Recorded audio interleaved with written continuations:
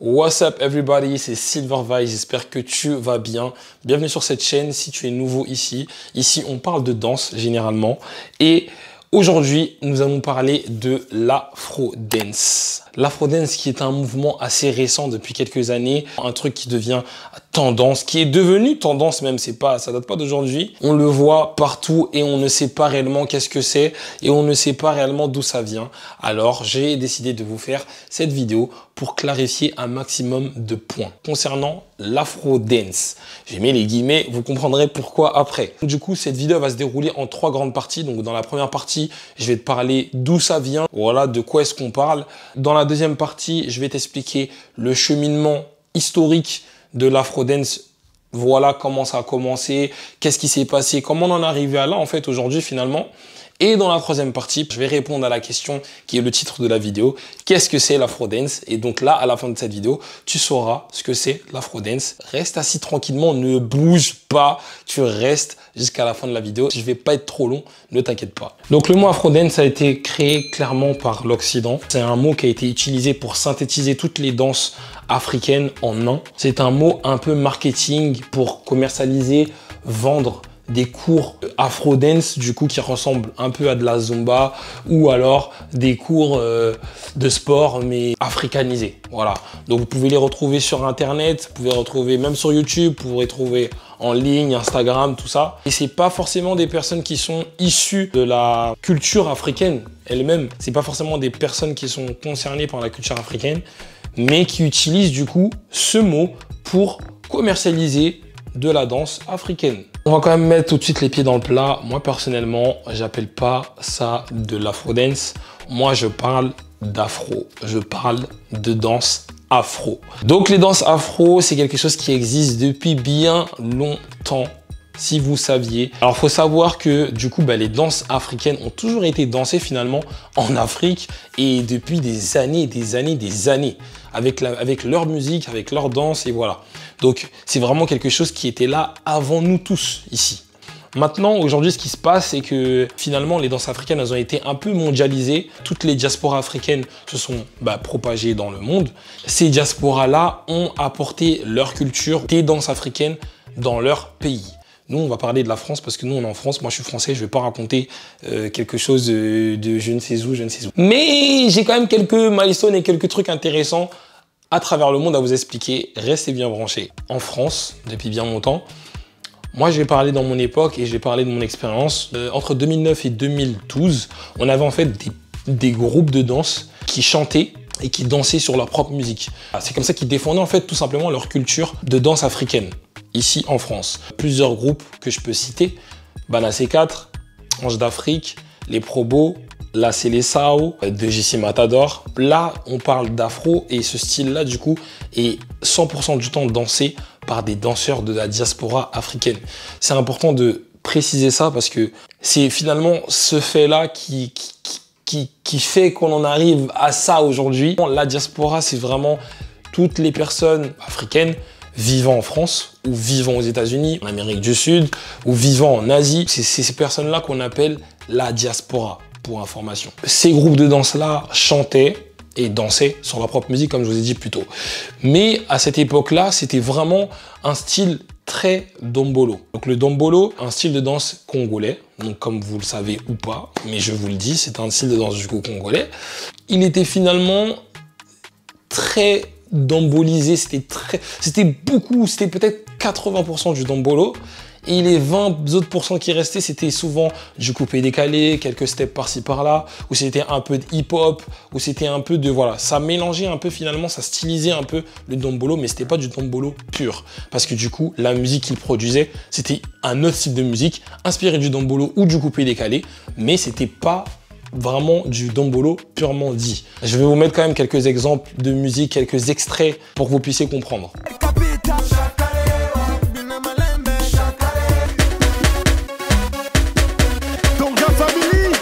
À cette époque-là, il y avait même certains groupes que j'ai cités plus tôt qui se revendiquaient, voilà, c'est de l'afro new style, ou voilà, c'est du dombolo, ou voilà, c'est de l'afro. Mais moi, quand j'ai commencé la danse, quand j'étais beaucoup plus jeune, donc en 2013, j'entendais afro, afro, afro, afro, afro, afro, afro.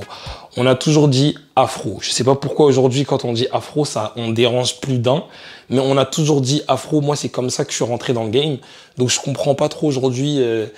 Voilà. Mais bon, ça, c'est mon problème personnel. On s'en fout. Après, attention, à partir de 2013, il s'est passé un gros boom musical et dansant aussi. Donc, un gros boom dans la culture musique africaine et un gros boom dans la culture de danse africaine.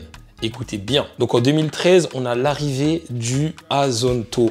Donc le Azonto qui est un style de danse ghanéen qui a toujours été finalement dansé au Ghana, mais il est réellement arrivé et popularisé en Europe par l'artiste, il s'appelle Fuse ODG et le titre c'est Azonto.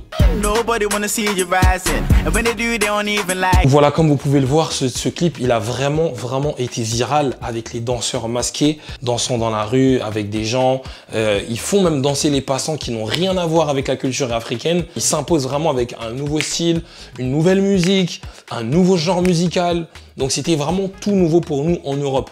C'est avant ça, on ne connaissait pas l'Azonto et on était beaucoup plus coupé-décalé, dombolo, mais on ne connaissait pas du tout l'Azonto. Le clip, il a super bien marché, il y a eu 33 millions de vues, c'est énorme. Ça a vraiment commencé à révolutionner quelque chose dans la culture musicale africaine. Je vous explique. Parce qu'au même moment, en 2013, quelques mois plus tard ou quelques mois avant, je ne sais plus, mais en tout cas, tout se passe dans l'année 2013, il y a l'Afro House qui éclate également.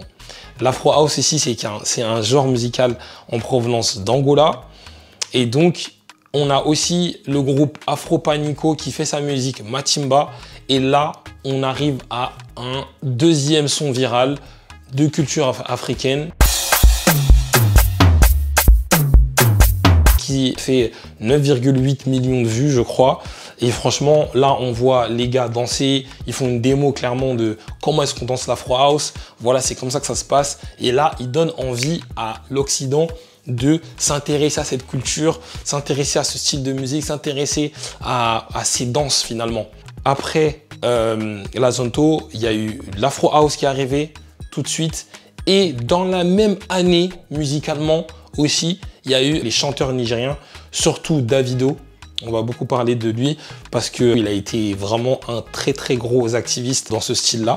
Davido qui a pris en fait le genre Afrobeat. Le style Afrobeat, il a réellement été créé en 1920 par des groupes ghanéens dont j'ai oublié les noms. Mais il a vraiment été popularisé et pris en main par le chanteur nigérien Fela Kuti. Après une tournée en Amérique, il est revenu vraiment avec un nouveau style et un nouveau genre musical avec des rythmes africains, mais aussi des rythmes calypso, des rythmes jazz, rock. Donc finalement, il mélangeait, lui, la culture musicale africaine avec les cultures étrangères.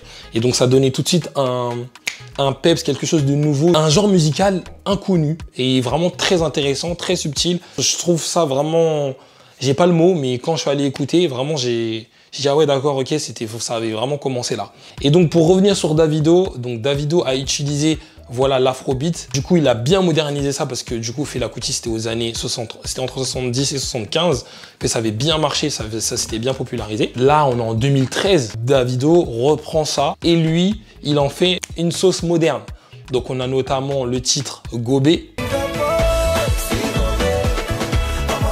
D'ailleurs, ce titre a super bien marché. Il y a eu 44 millions de vues sur ce clip-là. Vraiment, à l'époque, ça avait pété, ça avait vraiment explosé. Et il a vraiment popularisé un nouveau genre musical que nous ne connaissions pas auparavant. C'était ni du dombolo, ni du coupé-décalé, ni de l'Azonto. On disait que c'était vraiment la musique nigérienne et c'était comme ça, on les appelait les Naija. On les appelle toujours les Naija.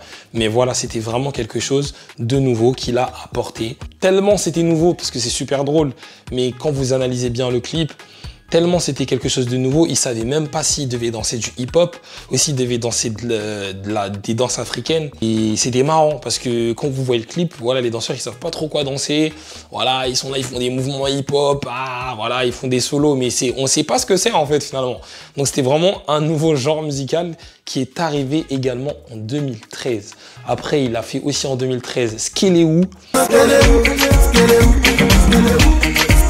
Comme vous pouvez le voir dans le clip, il a ramené vraiment des gens de toute ethnicité pour danser sur le titre, s'amuser ensemble. Et c'est vraiment ce qui a fait que l'afrobeat a vraiment transpercé toutes les frontières et tous les pays. Et tout le monde écoute de l'afrobeat. Avant, quand on était dedans, on comprenait pas trop. Mais aujourd'hui, avec du recul, on voit en fait la stratégie, elle a été vraiment bien faite par les industries musicales nigériennes ou bien les productions nigériennes. La même année, on a aussi Sarkodie avec Adonai. Et franchement, c'était vraiment un nouvel ère. C'était vraiment des nouveaux genres musicaux. On ne comprenait pas ce qui se passait. On a subi un chamboulement dans les styles de danse, dans la culture musicale africaine. Donc, il y a eu l'afrobeat qui est arrivé, il y a eu l'afro house qui est là, il y a eu l'azonto qui est là. Et là, en fait, à ce moment-là, chez les danseurs, il s'est passé un truc fou. On est tellement vite passé de l'azonto à l'afro house et de l'afro house à l'afrobeat que vraiment en fait on n'a pas eu le temps vraiment de digérer, je pense, les informations. On s'est mis à danser 2, 3, 4 styles en un. Et donc là, on avait en vrai de vrai créé un nouveau mouvement qu'on appelait l'afro. Voilà, il y en a qui disaient afro dance ou afro dances ou afro. De là est né des personnalités de la danse que je vais vous citer, que vous connaissez très bien, mais qui ont, eux, fait leur job d'activistes, de porteurs du mouvement afro, des danses afro. Donc on a Petit Afro, par exemple, qui réunit 78 millions de vues sur ses vidéos. Easy Odoji, Meka Uku, qui réunit plus de 17 millions de vues réunies. On a Badgal Kassi, on a Jenny Bosengue, Reis Fernando qui nous a traumatisés. Pour les anciens qui le savent très bien, en 2015 ou 2016, il me semble que c'était 2015, qui avait fait un gros boom avec sa vidéo Flash Mob, donc avec les danseurs de Amsterdam, si je dis pas de bêtises, et c'était Look Like You. Chap chap in the bando, I don't wanna look like you. Chap in the bando, I don't wanna look like you. Donc cette vidéo a complètement explosé et a complètement traversé les frontières. Tout le monde s'est dit on veut faire de l'afro. Il nous a vendu le truc bien comme il faut et on a dit nous on veut danser ça. Il y avait de l'afro house, il y a du dombolo, il y a du coupé décalé. Là c'était vraiment le mix. Et donc en fait c'est ces personnes-là qui ont réellement porté le mouvement et qui ont changé quelque chose et qui ont amené finalement un nouveau style dans les danses africaines. Et finalement ce style-là qu'on appelle afro réunit toutes les danses africaines. Je sais pas si vous suivez. Je sais pas si c'est trop compliqué, mais dites-moi en commentaire si vous comprenez. Et dites-moi surtout ce que vous en pensez aussi en commentaire. Et donc voilà, on arrive en 2016, voilà, 2015, où on a commencé à réellement digérer tout ce qui s'est passé les années plus tôt. Et donc forcément, il y a eu énormément de nouveautés. Il y a eu des nouveaux artistes qui sont sortis. Il y a des artistes qui ont vu Davido, Wizkid, ils faisaient des musiques afrobeat. Ils se sont aussi mis à faire de l'afrobeat. Finalement, c'était même plus les Nigériens qui faisait de l'afrobeat.